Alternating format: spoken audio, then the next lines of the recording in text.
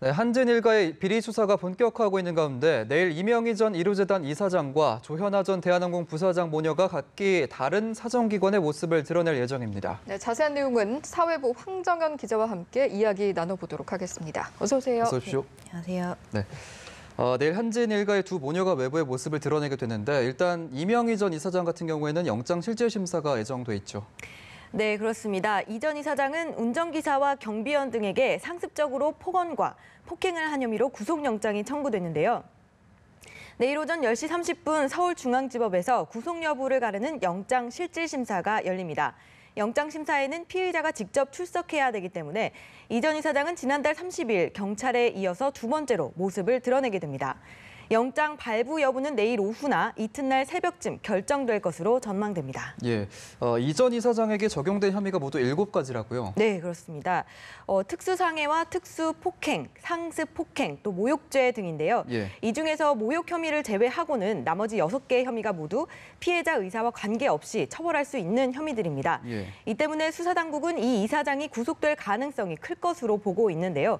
재벌 총수 부인이 경영비리나 재산범죄가 아니라 폭언이나 폭행 혐의로 구속되는 건 굉장히 이례적인 사례여서 내일 결과에 관심이 모아지고 있습니다. 예, 그렇군요. 그런가 하면 비슷한 시각의 딸인 조 전 부사장도 세관의 포토라인에 서게 된다고요? 네, 맞습니다. 인천세관은 내일 오전 10시 조 전 부사장을 불러서 밀수와 탈세 등의 혐의를 조사한다는 방침입니다. 한진그룹 총수 일가에서 이 같은 혐의로 조사를 받는 것은 조 전 부사장이 처음인데요. 예. 네, 조 전 부사장 소환 이후에 이 전 이사장과 조현민 전 대한항공 전무 등에 대한 소환도 본격화할 것으로 보입니다. 관세청은 신변 확보가 필요하다고 판단되면 구속영장 신청 등도 가능하다는 입장인데요. 앞서 조 전 부사장은 필리핀 출신 가사도우미를 불법 고용한 의혹으로 서울 출입국 외국인청에 출석해 조사를 받은 바 있습니다. 예. 그런데 조현아 전 부사장 같은 경우에는 땅콩 회항 사건 때 유죄를 이미 받아서 지금 집행유예 기간이죠. 네, 그렇기도 합니다. 이런 가운데 또 이 씨 아들인 조원태 대한항공 사장에 대한 인하대 부정 편입학 의혹에 대한 교육당국의 조사도 내일부터 본격적으로 시작이 되는데요. 예. 조양호 한진그룹 회장 역시 조세포탈 혐의로 고발당해서 수사선상에 올라 있는데 아무래도 이번 한 주가 한진가 비리 수사의 분수령이 될 것이라는 관측입니다. 예, 알겠습니다. 이제 다음 소식으로 좀 넘어가 보면 오늘 오후에 이제 드루킹 사건을 파헤칠 특별검사 후보군이 윤곽을 드러내게 된다고요? 네, 그렇습니다. 조금 전 오후 3시에 대한변호사협회가 특검 후보자 추천위를 열어서 국회에 추천할 후보 4명에 대한 선정 작업을 진행하고 있는데요. 예. 잠시 뒤인 오후 6시쯤 후보군을 발표할 것으로 보입니다. 국회 교섭단체가 이들 중 2명을 추리면 대통령이 사흘 이내에 1명을 임명하는 수순을 밟게 됩니다. 예. 변협은 지난 4월 말에 11명으로 이루어진 추천위를 구성한 뒤 각계에서 수사를 맡을 후보 인사들을 추천받았는데요. 예. 유력 후보의 상당수가 도사의 뜻을 전하기도 했습니다. 국회 교섭단체가 신속히 절차를 진행하게 되면 이번 주 중에 특검이 임명될 전망입니다. 후보로는 어떤 인사들이 언급이 되고 있나요?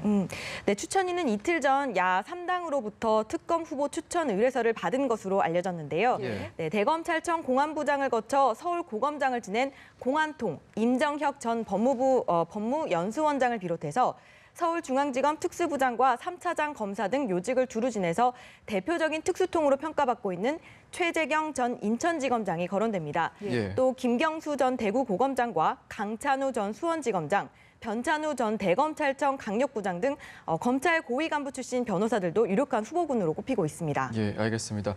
잠시 뒤 후보자가 선정되면 저희가 현장을 연결해서 더 자세한 소식을 전해드리도록 하겠습니다. 오늘 사건 사고 소식도 좀 들어와 있는데 정오쯤이죠. 서울 용산에서 상가 건물이 완파가 됐다고요? 네, 그렇습니다. 건물 붕괴 사고가 발생한 거는 오늘 낮 12시 35분쯤인데요. 네. 서울 용산구 한강로 2가에 4층짜리 상가 건물이 화면을 보시면 아시겠지만 건물이 완파가 됐습니다. 예. 이 사고로 4층에 거주하던 60대 여성 1명이 다쳐 병원으로 이송됐는데 다행히 생명에는 지장이 없는 것으로 전해졌습니다.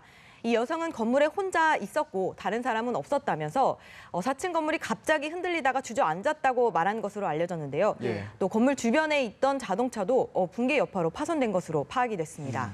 아직까지는 추가 매물자는 없는 것으로 추정이 되고 있다고요? 네, 맞습니다. 일단 1층과 2층은 음식점이었고요. 예. 또 3층에는 건물주가 살고 4층에는 세입자가 살고 있는 것으로 그렇게 파악이 됐는데 예. 붕괴 당시에 식당은 영업을 하지 않은 상태였다고 합니다. 4층에만 아까 그 피해 여성인 세입자가 살고 있었는데 이 여성은 건물이 흔들리는 것을 느끼고 바로 빠져나왔다고 합니다. 예. 다만 이 과정에서 건물이 무너져서 건물 더미에 깔렸는데 구조대에 의해서 병원으로 이송됐고 중상은 아닌 것으로 보여지고 있습니다. 예. 소방당국은 추가 매몰자가 없을 것으로 추정은 하고 있지만 혹시 모를 가능성에 대비해서 구조단을 급파해서 수색 작업을 벌이고 있습니다. 그렇군요. 갑자기 건물이 왜 무너진 건가요? 네, 굉장히 좀 의아한 상황인데요. 예. 소방당국은 폭발 여부는 아직 확인되고 있지 않다라고 했지만 갑작스럽게 무너진 건 맞다고 전했습니다. 예. 붕괴된 건물은 1966년에 건축된 것으로 전해지는데요.